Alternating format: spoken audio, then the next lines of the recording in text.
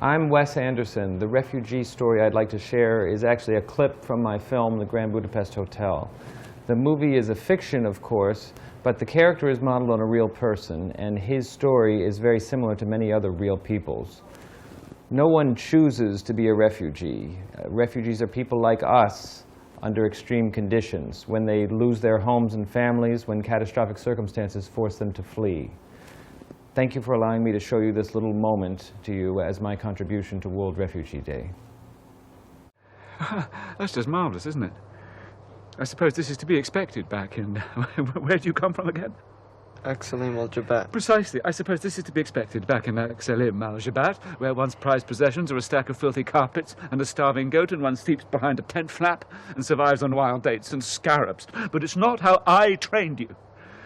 What on God's earth possessed you to leave the homeland where you very obviously belong and travel unspeakable distances to become a penniless immigrant in a refined, highly cultivated society that, quite frankly, could have gotten along very well without you? The war. Say again? Well, you see, my father was murdered, and the rest of my family were executed by firing squad. Our village was burned to the ground, and those who managed to survive were forced to flee. I left because of the war.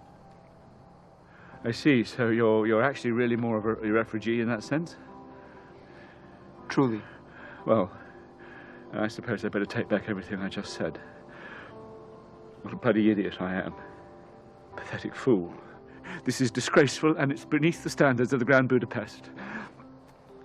I apologize on behalf of the hotel. It's not your fault, Mr. Gustav. You were just upset I forgot to Don't make excuses for me.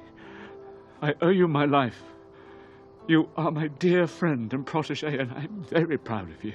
You must know that. I'm so sorry, Zero. We're brothers.